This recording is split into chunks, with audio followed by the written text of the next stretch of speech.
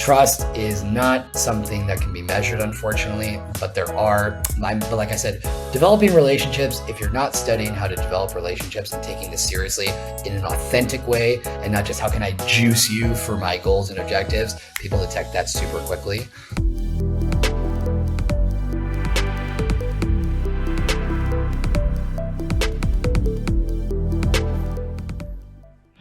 All right. Hello, everyone. Welcome to another Hacking Open Source Business podcast. I'm one of the co-hosts, Matt Yakovit, the host here at Scarf, joined once again by my co-host, Avi Press. Avi?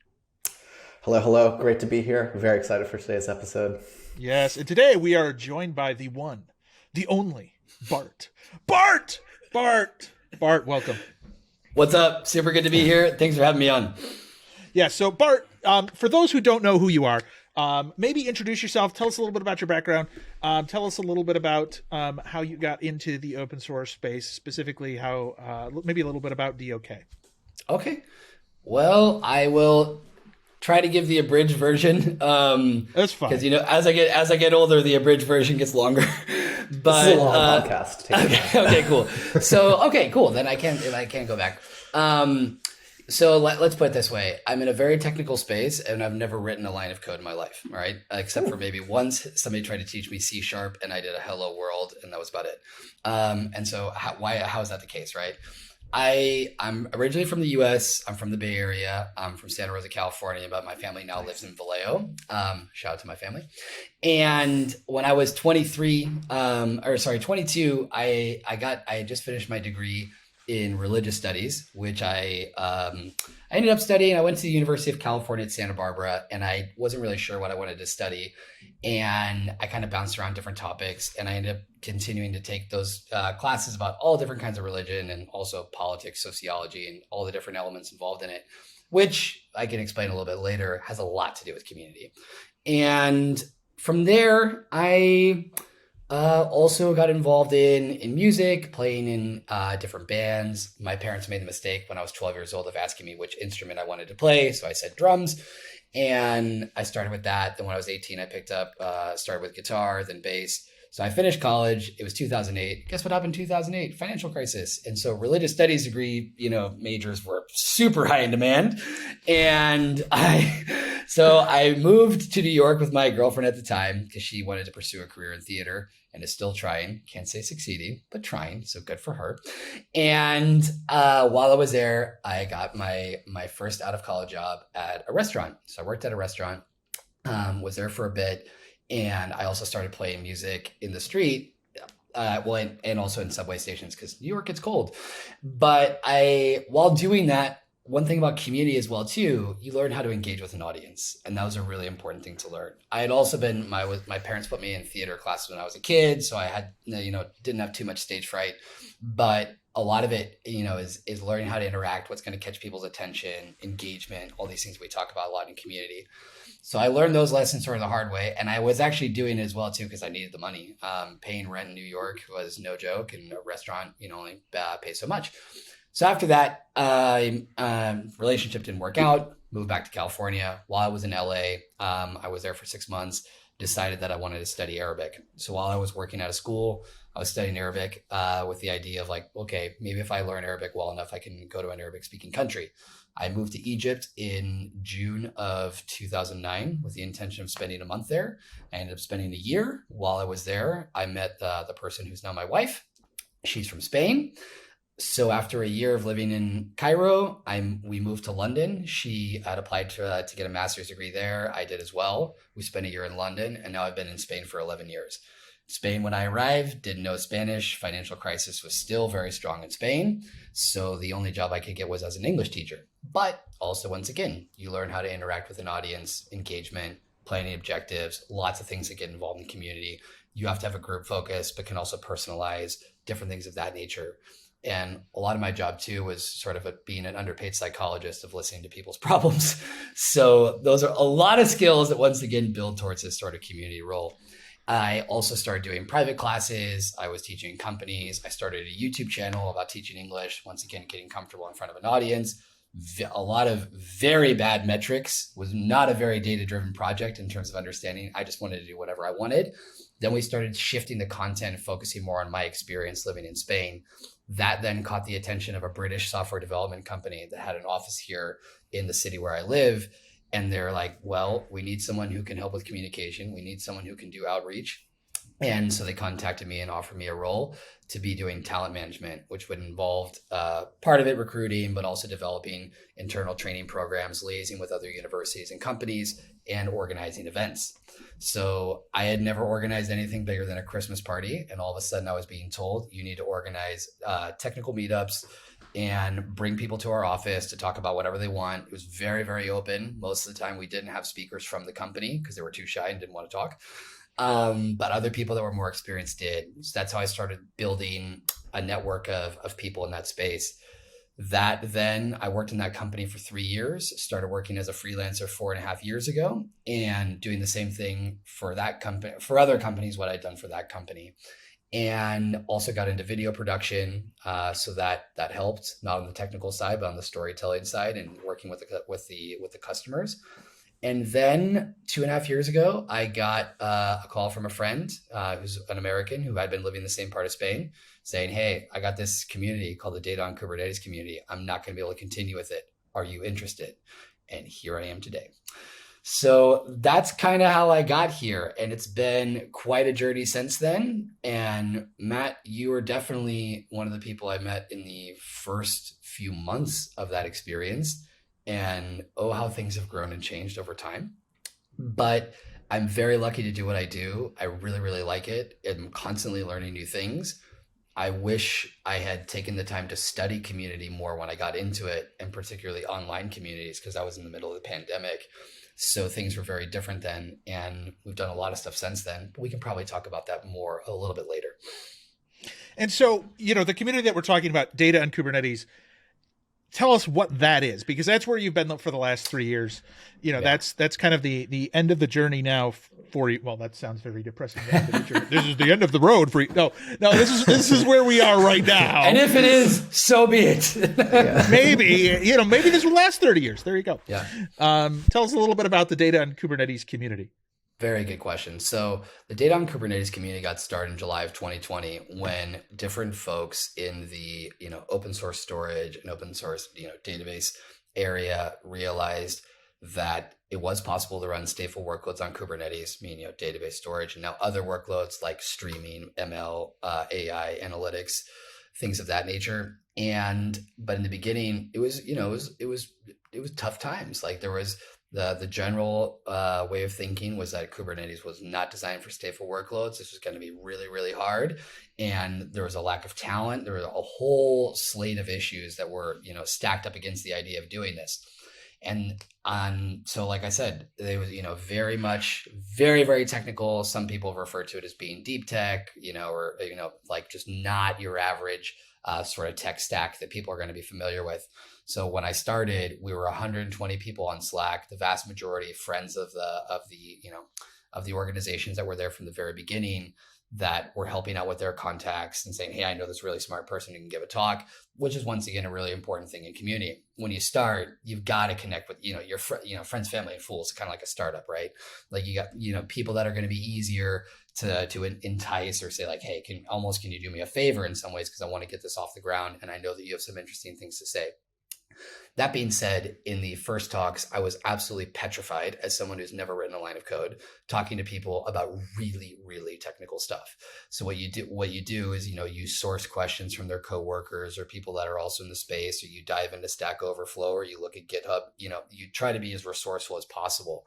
And that being said, you ask a question, someone says, so do you mean this? You're like, I hope so. And there's a leap of faith element in there. But I found over time, so in the beginning, the imposter syndrome was absolutely crushing. And I think on a previous conversation I had with Matt, we talked about that. It was really, really hard. And it took a long time, and there's still even, lingering elements of that.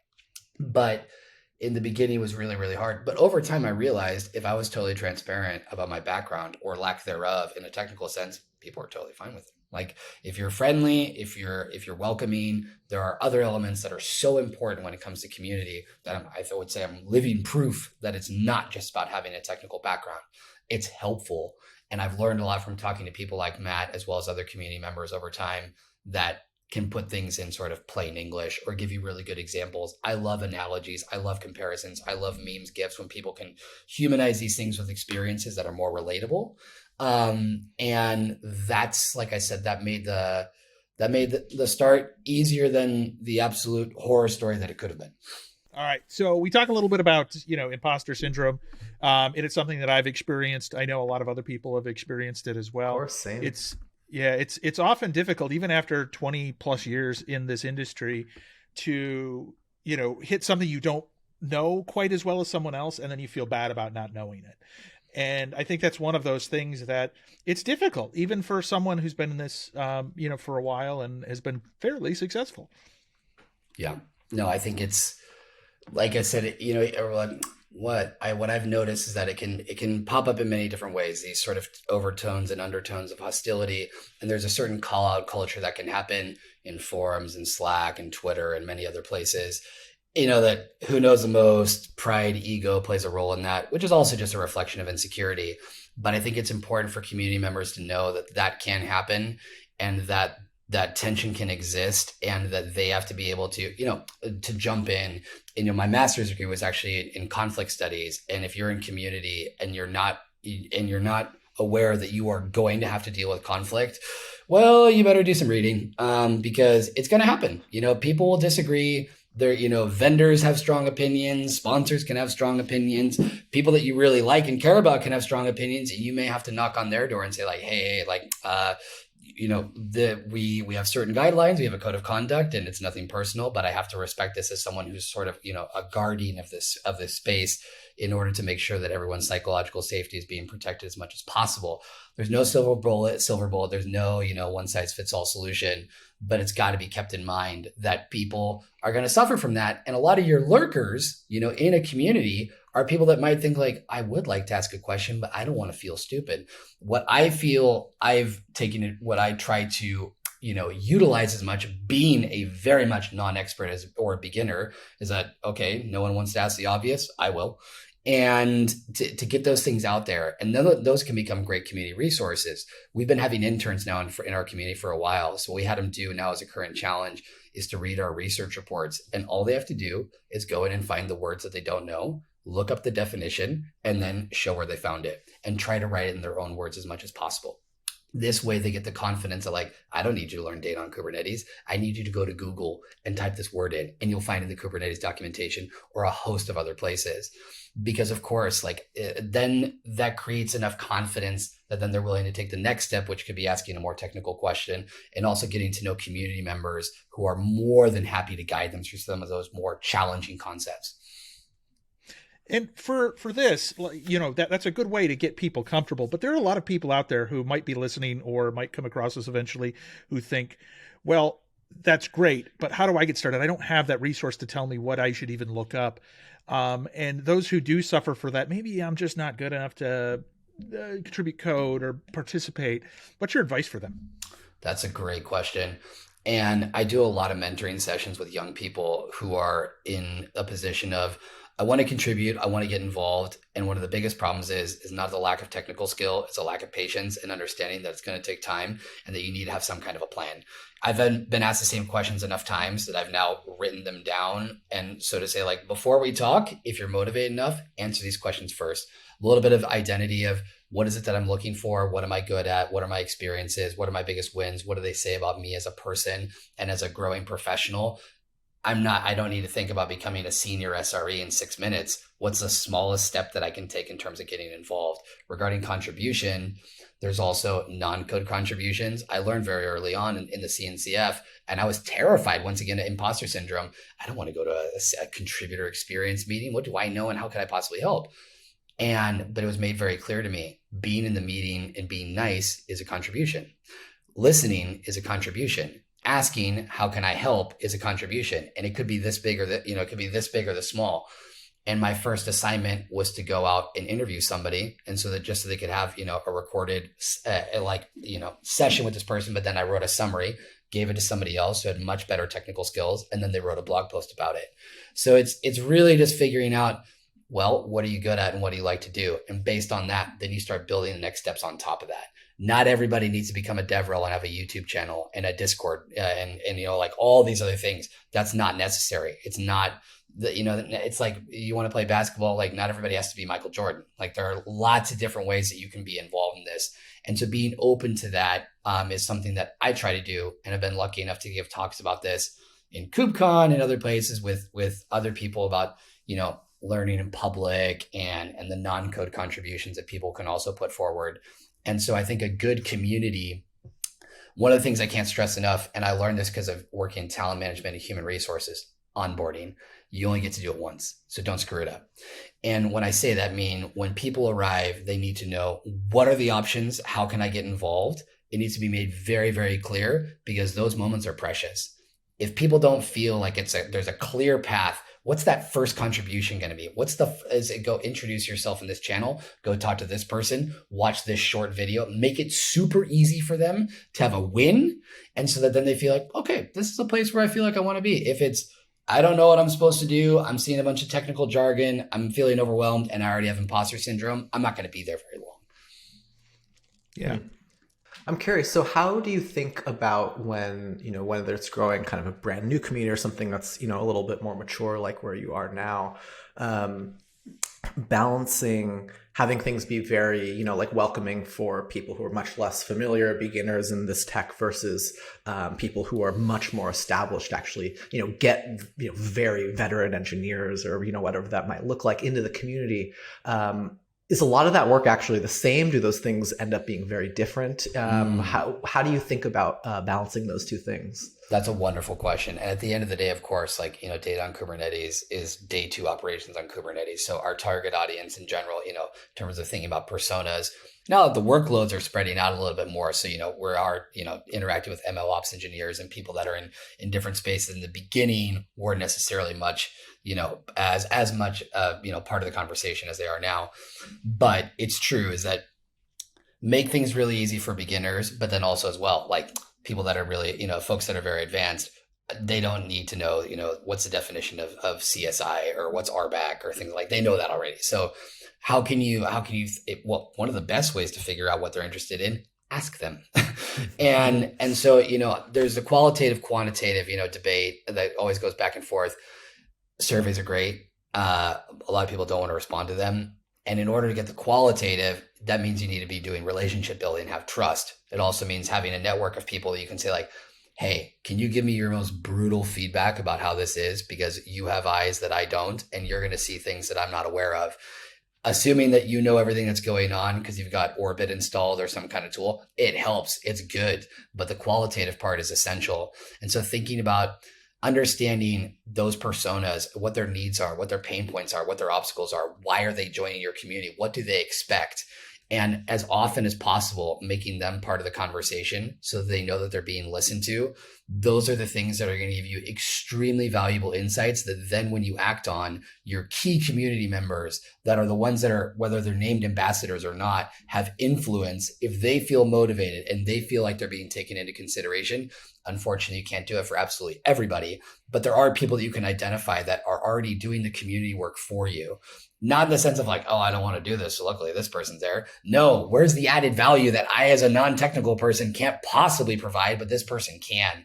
So responding to those different needs, first of all, you got to do some thinking, some sort of soul searching and reflection. But once you get a circle, you can build that over time of people, like I said, can give you that honest feedback and what kind of communities they like to join and what do they expect. Also for anybody in community, if you're not in other communities and watching how they work, you're setting yourself up for some serious problems because you'll get lots of inspiration. And it doesn't mean you have to copy and paste, but there are only so many ways to do these things. You have to figure out it's going to be your look, feel, and flavor.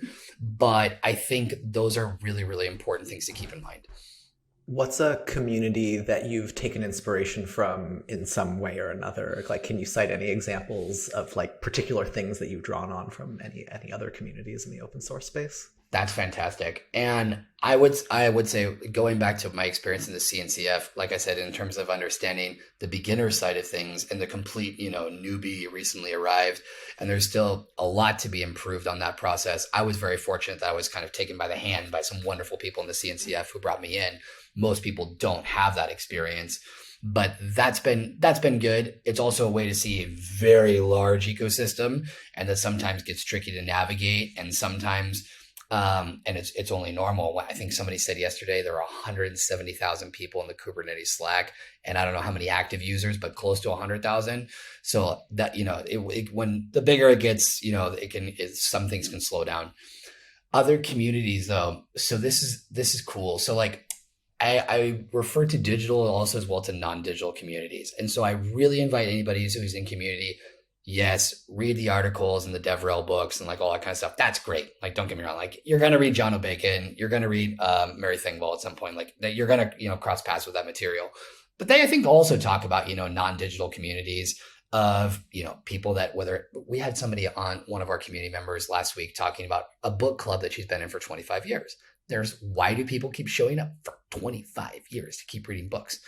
And those things of just understanding the psychological needs that communities address of being seen, recognition, belonging, Maslow's hierarchy of needs, a famous pyramid. Those things are just basic things that, whether it's a digital or non-digital community, give you a lot of insight.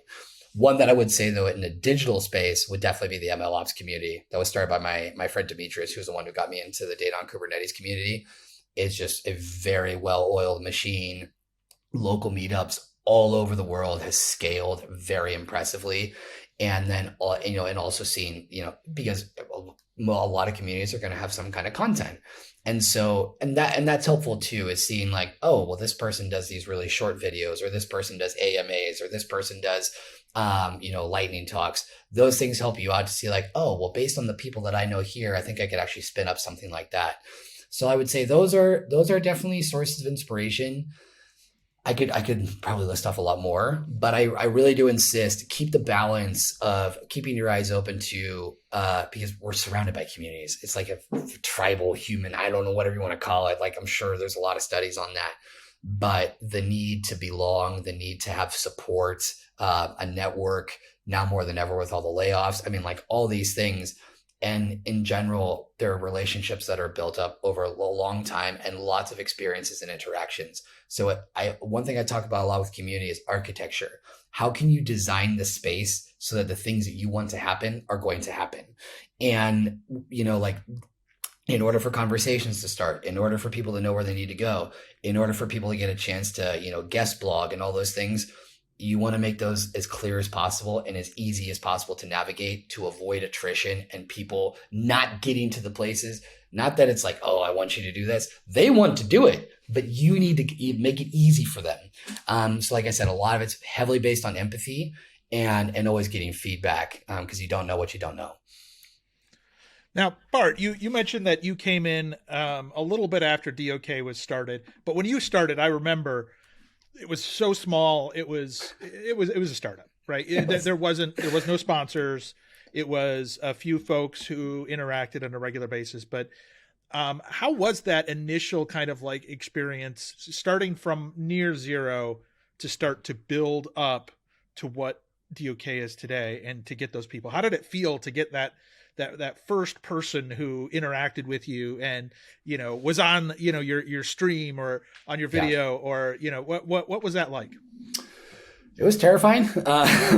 And no, but I got to use a lot of the skills that I had acquired in my job as a talent manager. Cause when my boss told me, I want you to organize events, I was like, about what? He was like, I don't care. Just make it happen. I was like, all right. So with those guidelines, having been an English teacher, I had taught people that were, in the IT space and also, and even family friends. Coincidentally, I have a family friend of my wife's family that got his PhD in big data. I was like, well, calling you. And then from there, do you know anybody else? All that sort of stuff. So because of having had that experience of sort of hustling to get contacts and organizing events, that played directly into my strategy here. Diving into LinkedIn and typing keywords and seeing, and then also on YouTube, it's like, well, if someone's given a talk somewhere else, they'd probably be interested in doing it here as well. And the outreach, though, lacking that vocabulary and the imposter syndrome, it meant that I wasn't getting to the point. And so I probably missed a fair amount of people who would have responded if they had understood it was, the clear offer about saying, like, I have a space where you can talk about this. I have a community of people like this person, this person, this person who you probably already know. And so, like, that was, there's definitely trial and error in that. But some of that was a couple of the first speakers that I got were people that were that I know from the local ecosystem. And in addition, because I speak Spanish, it's like, okay, well, if you don't want to do it in English, like, do it in Spanish. Or if you don't want to do it with the camera on, do it with the camera off and just show your slides. Or if you don't want to do this, we can do it as a podcast. So kind of playing with those different formats. But I'm not going to lie, it was really hard. And I'm also a terribly disorganized person. So, like, not even like a CRM of like, oh, I talked to this person waiting for a response, like all the things that you should do. For me, it was just jump in and, start swimming. And it was tough. And I remember somebody told me, like, your first 1,000, metric on anything is like the hardest. And then after that, it gets easier. But getting the first 1,000 Slack members, the first 1,000, followers on Twitter involved a lot of creativity, a lot of sometimes desperation. But you have to believe that it's got to keep going. And there are a lot of communities that it's normal that they reach that burnout point and then it, motivation drops, and that's completely understandable. And that's why I do believe a certain amount of planning in a community goes a long way. Is everything going to go exactly to plan? No, but so that you know what to say no to, because you say, I've already committed to this. So unless it's the most brilliant thing that's going to help my existing objectives advance, I'm not taking anything on until we've gone through this iteration and done things in the way that we said we were going to do them. Because I have ADHD and also I'm like a butterfly of going from one flower to the next. So everything sounds really exciting to start, and then sustaining it takes a ton of effort on top of what you're already doing. So you have to anticipate that. And also be building opportunities so that your community members will be helping out with those things and not always going back to you. Yeah. Yeah, I think that is something that's really interesting to point out. Is a lot of people in the DevRel space, in the community space, they're great at getting people excited, but they do have that kind of tendency to be more on the let's do the shiny things and then the consistency. So it's good to have kind of like the yin and the yang combined, right? Somebody who can do the consistency side of things. Definitely. Treat your admin and behind the scenes people like they were family members with the highest degree of importance, because those people have made, a huge strides and leaps and bounds on protecting my mental health. And I don't like Excels. I don't like Monday boards. I don't like any of that stuff. And they are helpful. Like, don't get me wrong. And I need them, and they need to be there. But like I said, I know that my limitations will cause friction there. And so I have to anticipate that. And it's not that I can avoid that, I can or should avoid them, but they are very, very important so that things are tracked. And particularly when you're working with sponsors, your sponsors have deliverables that are agreed on and they need to be met, and you have to respect that, and they're trusting you. So that's a huge thing that you owe it to yourself and you owe it to them. But I definitely think it doesn't mean start creating, documents for the sake of creating documents. That can also happen. But having some core guidance on what we've agreed to do, how we're going to do it, who's going to do it, and when, those things are absolutely essential. One of the things that I really want to dig into more in that was, so getting to those first 1,000 people in any, that cold start problem, I think, is just every community and project goes through it. So it's like, it's applicable to everyone in that way. And one of the things that jumped out at me that you said was, that you were just reaching out to people that very directly. And I think that's one of the things that a lot of projects and companies and communities I've talked to often neglect that piece, because, you just, we'll blast it out, try to get lots of people, but, forget about all of the people in your network that you actually have to start to bootstrap that. And I guess I'm curious, what were the other strategies that you found success in at the very beginning to really get to that point? Because I think everyone's looking at that like very first milestone, often having a lot of trouble getting there. What I always say is I quote James Brown and the line of, I don't know karate, but I know crazy. And for me, it was very clear that I was not, nor will I ever be, an amazing database engineer. But I do and have embraced, all things creative my entire life. And it's always been, so for me, it was very clear. It was after doing about 4 or 5 live streams where I was like, okay, we need to start adding some other ingredients here, because these are things that I feel comfortable with, and I know that they will at least get people's attention and give us a different angle. What I've heard this labeled as in marketing worlds is radical differentiation, which sounds really fancy. But at the end of the day, it was, okay, this is going to give us a different, like I said, a different angle and a different look and feel. And I think it's up to every community to decide how they want to do that. In some ways, you have to be careful because it can go too far, and then you kind of are, losing your North Star, and it can be a little bit jarring. But there are, in healthy doses, I think it can be done very well. And if it's done in a sense to incorporate other community members, because if it's just coming from the organization, then that's a lot of push. If it's coming from other community members, there's much more pull, I would say. But I figured I came to the conclusion in about 2 months after I started that I was like, okay, I'm going to start making raps about this. And at first I didn't even do it with beats. And it was just sort of cold, like, I'm going to do this, freestyle spoken word sort of thing with keywords from what the person had talked about, which is a way to get me to dig more into what they were speaking about as well, and kind of read up on it and realize kind of what the pain points were and what, their tech stack and all that. And so I started doing that. And then from there, I started making hip hop beats 6 years ago. And so I was like, okay, this is a way to start using all the stuff I've been creating for, the past half decade. So I started mixing that in as well. And then also just taking other beats, from famous rap songs and stuff like that and putting it in there. And I was like, they may not understand what data on Kubernetes is, but they'll definitely be more interested in reading about it if they see this. And so that wasn't the only part. Since 2015, I've worked with an amazing artist who does graphic recordings, like drawing while people are giving talks. And he does it on both digitally and will also do it on physical paper. And we met when I was organizing meetups back in, like I said, 2015. And he came and he was drawing in the audience once. So I introduced myself, and we've been very good friends ever since. So when I got involved in the data on Kubernetes community, I asked him, I was like, hey, do you want to get in on this? And he said, absolutely. And his English then was quite limited. And so you have somebody from Spain who's drawing stuff about container attached storage and database operators. And then another guy who doesn't know the tech stack either, but is rapping about it. So it's like, well, I think something here has to click. And so if they don't really like one, they might like the other, and they might like both, but it's certainly expressing a unique identity.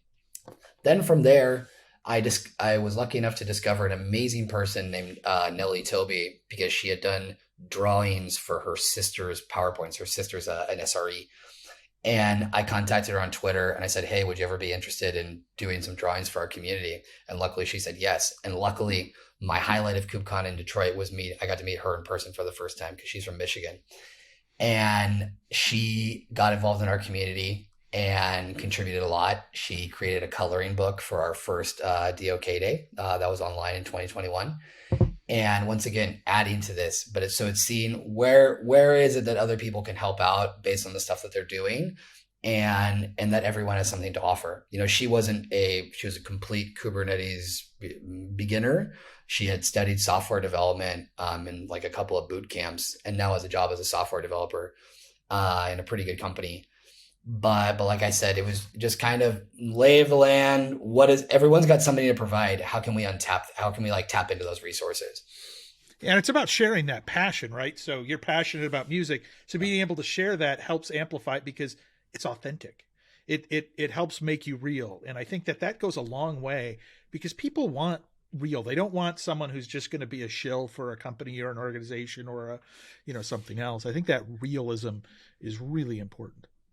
I think it is, and I think it's important in many areas. And people have heard the sales pitch, like they've heard that.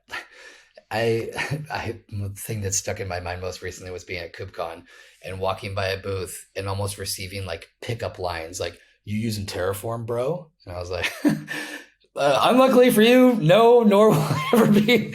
But once again, I really hear you, Matt, that the craving for authentic experiences, I think, is very strong, and it's something that we're developing now, an internal spin-off in the community. We're calling it the Outer Nerd, where people can come in and just strictly talk about their interests and hobbies, so that people get to know each other as people, and then those technical conversations will come more naturally. So like I said, we did this one last week about literature, and then we did one a month ago about Dungeons and Dragons, and I just talked to someone today who could talk about Legos, and we have somebody else who everybody knows Alkin, so Alkin can talk about living on a boat. Anyway, Matt, you're going to be on there too someday. But anyway, and Avi, when I find out more about your hobbies, you'll be too. So these things I really like. And once again, the authenticity that comes into that, where people get to show who they really are and what they like and what they're passionate. People love talking about what they're passionate about. So I think if you can unlock that, it's really, really useful. Now, you've been a content machine for several years now. So a lot of content coming out of the DOK community. And part of that growing and getting to that 1,000 people, you've had a lot of trials. What things didn't work? Like, what things did you try that you thought would be like, this should work, it's worked for other people, it just didn't jive? That is a brilliant question. And I've thought so much about that recently I was thinking about creating like an ebook or a course or something like that, saying like, hey, community people, I can tell you what I wish I had avoided. I'd read that. So I think that, and my experience is very unique though, once again, being an outsider. So I think, and not reading the books about community and all the John Bacon and Mary Thingwall research that I should have done at the beginning, and a lot of which I still need to do. There are so many things that I could talk about, and also things that went on for too long, and things that got painful, and things that I needed someone just to tap me on the shoulder and be like, please stop that. But mind you, for the first pretty much year, I was, from a leadership perspective, relatively alone with some guidance and support from other organizations. But I say that kindly, that they were hands off and be like, no, like you do you, and they're like, no, but I really need you to tell me what to do. So I could think of a long list of things. I would say one of the major things is, and as Matt said, we lose track because there are too many YouTube videos. We've done over 200 live streams of some kind. All right. And if we add the DOK Day talks, then that escalates to more like 300. And some of those have been pre-recorded, but whatever, it's still hosting that. And what I did not do correctly was, because of having so much quantity, we were doing 3, 4, even 5 live streams per week. And it feels like, like a serial bank robber, just, almost addicted to this sort of stuff. But my approach was, I want people to know who we are.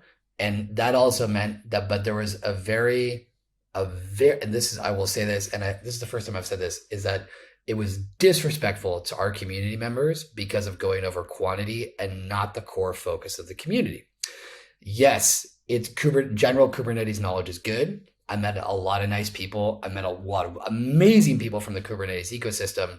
But if we really were supposed to be and are the one-stop shop for people that want to learn about data on Kubernetes and where end users go, there needed to have been more of a focus on that content. 2 things I will say in my defense is that it's hard to find data on Kubernetes people, because there are many more engineers that are more familiar with general Kubernetes concepts. But there could have been, now that I know different methods about how to find those folks and different ways to, help your community members help you to find where they are. That was definitely something that, while it helped in terms of visibility, it did not respond to the core needs of why people would be coming to our community. And it diluted in some ways, at some points, what that was about. At the same time, it meant that the regular Kubernetes people all of a sudden now had us on their radar and previously didn't. So in that sense, it was beneficial. But the other part of this as well, from a community perspective, in terms of letting things breathe, is that if you organize a live stream, you're going to have multiple promo posts that need to be programmed and can't be the same thing just repeated. So it takes the creativity to write the copy and have that ready to go. It means ideally coordinating with their DevRel team or marketing staff to make sure that the message is getting out to everybody where it needs to be in all the Slack channels, Twitter, LinkedIn, etc.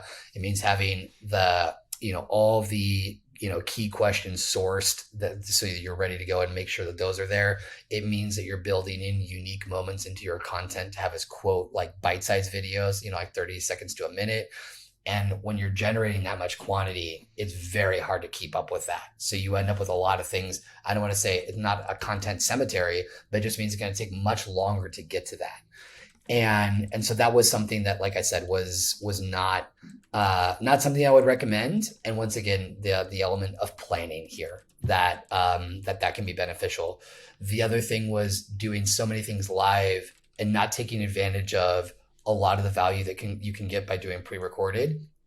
Some people don't like speaking live, and that's fine. Not everybody needs to speak live. There's so much content nowadays, not the end of the world. And 2, you can get, like I said, you can focus on more targeted things. You can use the session to say, like, I will send you the pieces that we will be publishing, and the rest is just a conversation between the two of us so that I get to learn about you and you get to learn about me. Trust is not something that can be measured, unfortunately, but like I said, developing relationships, if you're not studying how to develop relationships and taking this seriously in an authentic way and not just how can I juice you for my goals and objectives, people detect that super quickly. It's like I said, those things are definitely going to be essential for anybody who wants their community to succeed. Yeah, and so as you were looking at growing these, like initially, and you said, maybe you did too much, right? Like, so you were too wide. And I think that's a mistake that I see often, which is people think that they need to go really wide and they ignore really that core. But what's scary for a lot of people is a lot of times that core isn't as large as other communities. And so when they compare themselves to, let's say, the Kubernetes community, let's be honest, from a data and Kubernetes community perspective, it's a subset. So let's say that if there's 1 million people who are interested in Kubernetes, maybe there's only 100,000 that are interested in data and Kubernetes. So that kind of like funnel approach where there might be less people, I think it scares some people because it's like, oh, well, if I go look at what the other, community is doing, they've got 10,000 people on their streams and I've got 50. Oh my God, I must be doing something wrong. I need more, or I need to change something up. This is such a good point. And because we live in the, metrics, I want to see high numbers here, high numbers there. Okay, well, let's define what are the quality numbers that are actually going to be driving your objectives forward. If you want to get quick numbers, there are a lot of ways that you can do that. And it's normal for people in community spaces to fall victim to sort of those vices, we can say. But also for, open source projects as well, you can cause a lot of damage for those core members if they feel like they're either being neglected or all of a sudden the vibes changing or things like that. Let's face it, like whether it's in a company or a community, when a bunch of new stuff comes in that we weren't really prepped on, we're not going to feel like we're being included or taken into consideration. And so if you alienate the core by focusing just on numbers and rapid growth, then your base that, are the real ambassadors that are going out. And I always ask this, why are people going to come? Why are they going to stay? Why are they going to tell their friends? Word of mouth is so powerful that can make you or break you very, very quickly. With that in mind, yes, the metrics are important, but what metrics? All right. So how many pieces, how many pieces of content? And the other thing as well, too, in, very niche spaces, you can't expect to have 50,000 views on a data on Kubernetes video or even, the first week or the first month or even, the first year, because the audience is what it is. And it means that you're not aware of your audience if you're expecting these crazy, crazy numbers. And that's something that also affected me a lot too, is thinking, why do we not have 15,000 people on Slack already? Well, I can still do a better job. Yes, that's true. You also need to be realistic about, what is the pool or audience size of people that are out there that are going to take interest. That being said, if it's only serving those core members and not being more inclusive and bringing in fresh ideas, then that's also problematic because it becomes an echo chamber. And that will be kind of tense, insiders only, like locals only sort of vibe that is unwelcoming. And in most cases, I would say that's really not advisable. There might be some where it's like, well, we don't need anybody else. We're totally fine the way we are. I think it's healthy and helpful for anybody to be in contact with as many people as possible from as many different places as possible to open their mind to new ideas and establish connections. So I would definitely be against that. I do see how it can happen though. So what metrics are you looking at then in your community now? It's a good question, because he did say, what should you be measuring? So he didn't never answered the question. So. Yep. No, that's true. So like in our case, but like I said, it's a very good point. Thank you for calling me out on that. Is that it's good to be called out. Is that no, I really mean that though. Because if not, you don't like, you're not willing to open up and be vulnerable. So I think that, of course, like everybody wants sponsors, everybody wants, all these kind of things are very obvious. I think things though, like where in our case, how many end users are we being introduced to? Right. So how many people are saying, hey, I have and there are many reasons as to why that's difficult. And I always understand this. And when we're doing DOK days as well, everybody wants to have it. Everybody wants someone to tell you, hey, I got a bank, I have a telco, I have, a major corporation that's running data on Kubernetes. And I know someone who's working there who's willing to talk. If we're building enough trust and value into our members that they're willing to go out and have those conversations, because we'll be going out there as well too, ecosystem end users, all that stuff, like that's our job, But if we're showing people that we're trustworthy enough to be able to handle those conversations, to respect people's time, because if a person is going out, in the case of a customer, there are only so many times that you're going to bring a customer on stage every year. And so if they're willing to do it for us, those are things that, like I said, shows that we're providing meaning and value and that people trust us. And if there are a few things in life that for me are priceless, trust is one and respect is another, and they kind of go hand in hand. And those are things that, like I said, those feelings you can't quantify, but it feels really good when someone comes to you and tells you something like, hey, like I'm willingly taking the risk, because as people that are in the community space, we've all connected people with other people and had bad experiences where they don't follow up, where they flake out, where they don't, where you say like, hey, I'm going to introduce you to this person so you can do this. And then they totally blow it. So when someone comes to us, there's always that element of risk that could happen. They could end up looking really bad to someone who's very important to them. So like I said, those very human elements of risk, vulnerability, and trust and respect, I think those are things that can be measured based on different outcomes, but I think need to be part and parcel of any community strategy. Yeah. So just to recap there, because I heard a couple there, referrals are important. So getting that referral from someone else. But I also heard, that there was only so many times they're willing to get on stage with you or do something with you. So it almost sounds like you're also looking for those people who are participating and really, helping to be an evangelist for DOK. Absolutely. Yes. Yeah. Which is great, because that's a whole talk that I have at FOSTEP coming up. So, like how to build external evangelists. Yes. Shameless plug here. Oh no, but that's great. And that's huge. And also because for sustainability reasons, this is, we kind of talked about this earlier about, things piling up or burnout or stuff like that, community sustainability from the, organizational side. How much can you really do? I am a multitasker. I like doing this. I'm high energy and all those things, but there are significant limits on what you can realistically get done. And going back to what are the core things that I have to get done? Yeah, it's fun to add the fun things, the shiny bells and whistles and the things that I really like doing and I would probably, do, and that I do in my spare time as well as when I'm working. You know what I mean? And I think that is so being able to inspire people enough that they want to be a part of your community or your movement and say, you know what? I know that, let's be honest, organizing meetups is a pain. All right. You have to find a place. You got to get pizza and beer. You got to get everybody to show up. You got to do a lot of promo. You're going to have to clean up. Someone's not going to know where to go and they need directions. Someone's going to get lost. Someone's going to say that they didn't like the food, whatever. I mean, you're going to deal with and a lot of other things. All right. Someone forgot their PowerPoint and had to go home and get it, or use a laptop that couldn't connect to the projector. A million different things are going to go wrong. So if someone's saying like, you know what, Matt, I like you so much and I believe so much in your mission and your vision and values that I'm going to do all that work. And I'm excited about doing that work. Tell me when I can start. If you create those environments, that is incredible. That contagious energy and passion that people want to be a part of is one of the most beautiful things you can experience in life. Okay.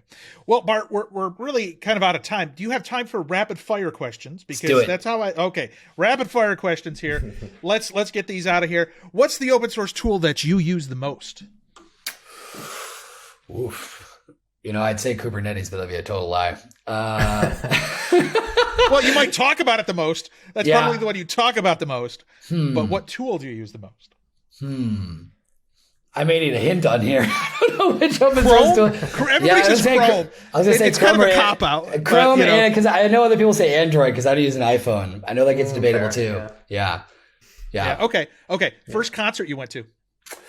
Oh, well, I mean, okay, I will have to unpack this.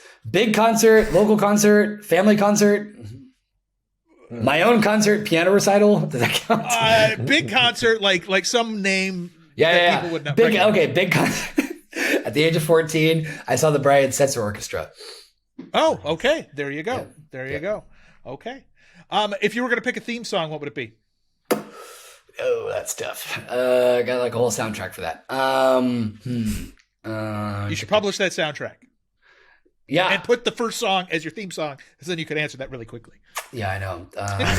Yeah, soundtrack. Okay, this is a little bit of a cop out, but like my favorite guitarist is Jimi Hendrix, and just as a well known song, I'd say Voodoo Child. But I have a lot Okay. of other songs that I would mention, but that's definitely one of them. Okay.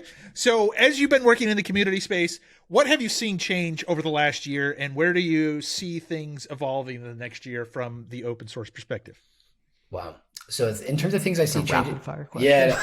It's I talk supposed to fast. be rapid fire. Yes, I talk fast. Yes. I talk fast. Yes. So, this is great. We are, post-pandemic, fingers and toes crossed, moving into, hybrid models. So in-person is back, which is great. It's awesome. I love it. I've organized a couple local DOK meetups in Bilbao in the north of Spain where I live, and it's been wonderful. So I think that's, here to stay. The tooling in community, I wouldn't say it's massively improving, but it's definitely growing. So I think that's going to help other people in community, so it's not so overwhelming. And open source, now this is where I need your help. And Matt, you had some really good points about this when we talked in London. Open source, I think it's, I mean, to say it's here to stay is really silly. I think we're going to see more attention and growth. What we need to do is get it started in universities and high schools. Like that's what needs, and I'm really bothered by the fact that I've yet to hear, or I would like to hear, I want to hear from folks out there who's doing open source best with young people, and how can we use that as an example and a model to share with other people, because people are finding out about this too late. My previous call was actually with someone who's quite young. And so I asked, like, how did you get involved in this so early? But it was because of friends or I don't know what. And so how can we architect these moments? How can we design these moments so that people hear about this at an early age and not much later on? That's what my hope is for open source. Okay. And Bart, are you going to go to FOSDEM this year? I'm not going to FOSDEM. But you are going to go to the State of OpenCon? I will be at the State of OpenCon. I will be at FOSDEM in spirit. Okay. Well, I will be at Very FOSDEM and at the State of OpenCon, so there is that. Yeah. So I will see you at the State of OpenCon. Look forward to catching up in person. Likewise. And want to thank you for coming on today. We really do appreciate it. I do too. And Avi, I hope we get to go to an Oakland Roots game at some point. I'm an Oakland That Roots. would be awesome. Yeah, or Yes, Oakland I Soul. would love that. Either one. I like both. Either. So yeah, that'll be cool. And thanks so much for having me on. Oh, yeah. Yeah, no Thanks problem. so much, Bart. So those who are watching, don't forget to like and subscribe. We would appreciate any sort of comments or any sort of direction on what sort of topics you would like us to cover in the future. Until All right. next time, we'll see you later. Sounds good.